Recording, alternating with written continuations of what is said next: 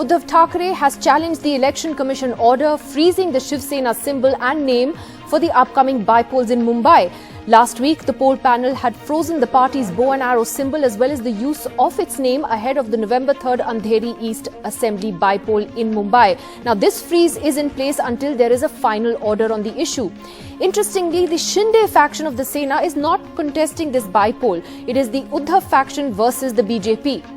The Sena mouthpiece, Samna, today called the Election Commission's decision the sin of Delhi.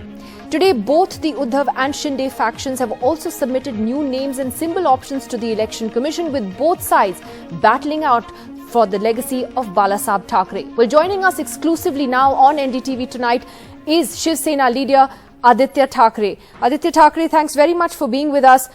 Straight off, very, very strong words I see used by the Shiv Sena leadership about the Election Commission's decision, calling it the sin of Delhi. Are you questioning the decision of the EC? Are you saying it was made at the behest of the BJP?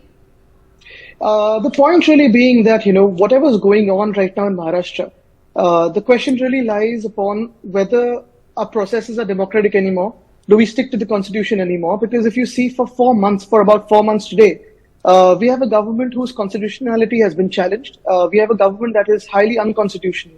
And if this is legitimized, you'll have many more such factions claiming larger parties made for national parties or regional parties going further in the country. I think that will lead to a huge level of instability in our country. And that is really the core question today, that whether a group of Gaddars can be legitimized in such a fashion. The question though here, Aaditya Thackeray, what many experts are saying is that the Election Commission has done the right thing simply because there is a dispute that is at the heart of this, and this is not just another factional war. Mr. Shinde is now the Chief Minister of Maharashtra, and therefore the EC was right to freeze the symbol and the name for now until this gets sorted out. What would you say to that? Well, I think the first question really is he the real Chief Minister of Maharashtra? I think that is first to be answered. Two, there's a question on the defection of all of these people, and we've applied for disqualification. The hearing is going on. Three, they're not even fighting this election. The real question again herein is, more than anything else, the crux lies at these 40 people have sold their souls and they're wanting to finish us off and finish off the Shiv Sena. And that is really the intention that they're going ahead with. But in doing so, they're also trying to finish off our nation's democracy and the people who are following the Constitution of India. But at the moment, legally, Mr. Shinde is the Chief Minister of Maharashtra. Are you saying that you find the EC's decision unfair because they're not actually contesting this upcoming by-poll? More than, I would obviously go beyond just the EC, because there's a lot that's going on behind what is going on in front of our eyes today. What is going on is the 40 Gaddars have applied for, the same name for a party that has been existing for more than 56 years now. For a party that has been founded on the principles of supporting Bhumiputras, and largely if you see across the country, everybody knows that the party has given plenipotentiary powers to the president of the party. Now, this legislative faction that broke away should have ideally resigned, hopped over, and then contested elections. But what has happened is it's going on in terms of just as an illegal government, and they're trying to challenge and take away everything. They're trying to steal the name, trying to steal the symbol. I think it takes a group of 40 to steal everything. And that's famous in all our stories from what we've heard since childhood.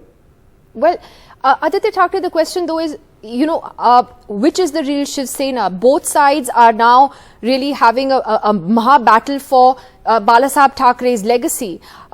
They say they are the real Sena. There's only one Shiv Sena, yeah. Which is standing firmly behind Uddhav sir. The other is a group of 40 Gaddars who've sold their souls in their quest and hunger for monstrous ambitions, and that's what they're going on with, and they are only puppets, nothing beyond that. How are you convincing your supporters and others about this on the ground though? I know you've been campaigning a lot ever since the government fell in Maharashtra, ever since your government fell, but what exactly are you selling to them? Because the other side says, look, you guys diluted Hindutva. By allying with the NCP and the Congress, you diluted your Hindutva agenda. Therefore, we are with the BJP. We stand for true Hindutva. To begin with, how do you answer that charge? I think we are not someone to sell or buy anything. The ones who've sold something are the ones who've crossed over and have sold their souls and their principles and their ethics. But really, if you see what happened on Dasara Rally Day, of course, we had it at Shivaji Park, Chhatrapati Shivaji Park, which has been happening historically. But if you look at some of the visuals that the media has taken from various people who went to the other rally in BKC, you had people who don't even know what was happening at that ground in BKC being taken to the ground for allegedly different sums of money. Some people were going there for the food. Some people said we're going for a mela. Some people were basically non-political labor from different states put onto bus and brought there. I also heard to an extent that the non-permanent workers in Mantralaya were asked to visit the BKC grounds. And if you see the ground, you also have visuals coming from the media itself that when this illegal chief minister was speaking at, the ground was half empty. You had the education minister sitting on stage and passing out, dozing off when the illegal chief minister was speaking. So I think everyone knows in Maharashtra what has happened. We live in an age of information. We live in an age of social media and media. And whatever was conspired and whatever happened, everybody has seen. Nobody has really liked the way that the 40 Gaddars have defected and tried to finish off the Shiv Sena. Finally, in the last 2.5 years, Mr. Aaditya Thackeray was a chief minister who was taking everyone together. Ours is a Hindutva that is inclusive. Yes, we as the family, we as a party visited Ayodhya 3 or 4 times, even after becoming chief minister. We had a couple of MLAs from our allies, be it the Congress or the NCP, coming along with us. We also, funded a lot of temples in terms of tourism, spirituality, through tourism, through different funds that could be available through Maharashtra. So our Hindutva really is, of course, supporting Hindutva, but our Hindutva also ensured that everyone moved ahead in peace and prosperity and as a brotherhood. So I think that is very, very important for us. Can you explain how, sorry, Aaditya Thackeray, how is that messaging though going out to those who say that you've diluted the Hindutva cause? You're saying you're for Hindutva, but it's, the ones who are and that it's inclusive. It's kind of an oxymoron in a way in today's times. So not really. I mean, not really, not at all. I mean, as a government, yes, we changed the names of Aurangabad and Osmanabad. Aurangabad, of course, from the Mughal ruler who was, really a despot, to Sambhajinagar. We changed Osmanabad to Dharashiv, but without riots, and all the people there, all the communities welcomed him. Me personally, as Minister for Tourism and as a Guardian Minister for Mumbai, I went to Tirupati. We requested the Tirupati Temple Trust to come to Navi Mumbai, set up a temple there in 10 acres. And having said that, it is this new government that has given it a stay. We demanded a Ram Mandir in Ayodhya in 2018, and that's where you saw even the court proceedings moving forward. We celebrated the decision. Nowhere did any clash of ideology happen, even though we were with Congress and NCP, because we know how to work in a democratic fashion and take various ideologies together and work for the people. Yes, probably when the governor of Maharashtra had written a letter to the chief minister of opening up temples and spiritual places and asked him whether he had, turned secular suddenly, that's the only time the chief minister said, we will not open up any institution till the medical go-ahead is given by the doctors during COVID waves. Our first religious duty is to protect lives, and that's what we've done in COVID times without seeing any background, caste, creed, color of anyone in our state. I think that is the way we've gone ahead, and everyone knows the work that we've done in the state. Is there space though for this kind of so-called progressive Hindutva as you're pitching? It is largely accepted across Maharashtra. If you see wherever I'm going and touring, people are coming out and showering their love and blessings. But I guess the 40 people who've gone there do not know what Hindutva is. They do not know what Congress, NCP or Mahavikas Aghadi, because for 2.5 years they enjoyed all the perks and benefits of being a part of the alliance. I think when there were some pressures on them, I don't know what people are saying out there, or some monstrous ambitions, that's when they hopped over and they've become puppets now.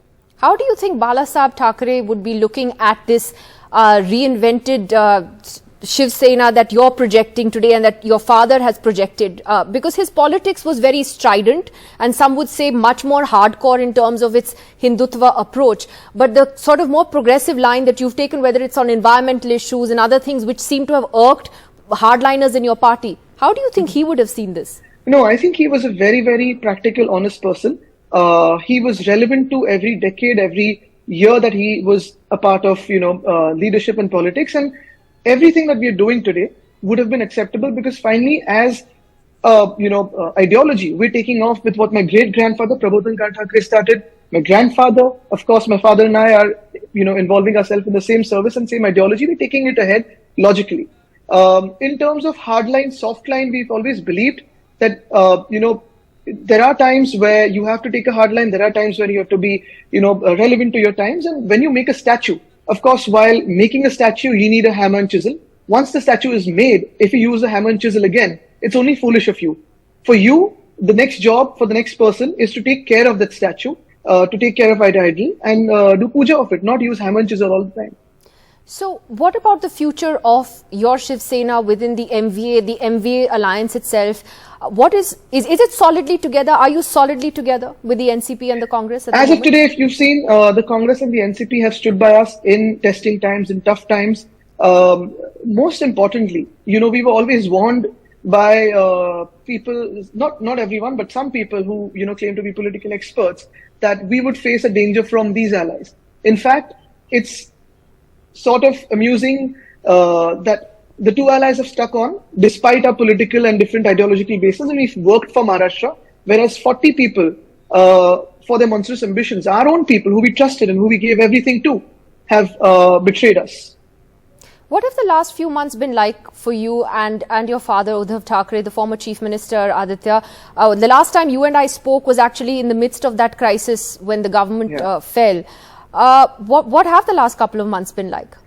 I think back then also I told you that the only way forward is onward and upward, and that's what we've been focusing on. We've been only going out to the people, meeting the people. What we realize is, apart from the 40 Gaddars, on ground, the base is intact, everyone's intact, everyone has seen what went through. They could have gone in a democratic fashion, they could have gone in a better fashion, but the way that they're lying in broad daylight, I think is really embarrassing for us as a state that we're looking at such politics today. The Yuva Sena, the Mahila Agadi, the Shiv Sena, everything is in its place. And more so, even the non-political person today is really not liking what's going on in our state. But what have you been doing in the last few months? You've been seeing us. We've been only meeting the people. Yes, 2.5 years we were working for the people through government. Now, outside government, we've been raising pertinent issues. Issues such as the Vedanta Foxconn deal that was let away by our own government here, as in the Gaddar government, not our own government, but the illegal government. You've had a bulk drug park that's gone away. You've got a couple of investments that have gone away. Largely, we're looking at governance and politics being mixed up and messed up today.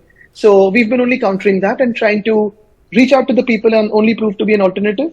Another thing is, if really the group of 40 had enough strength on ground and enough confidence in themselves, they would have resigned and faced elections as of today. How do you answer those who say that this is the end of the road for the Thackeray family, not the Shiv Sena and not Bala Saab's legacy, but for Uddhav Thackeray, Aaditya Thackeray, and that in a sense, the BJP is out to finish that Thackeray Shiv Sena? How do you respond to them? And the fact that Eknath Shinde at the moment does seem to have the numbers on his side. He does. That's why he's the chief minister. I have only one response to that.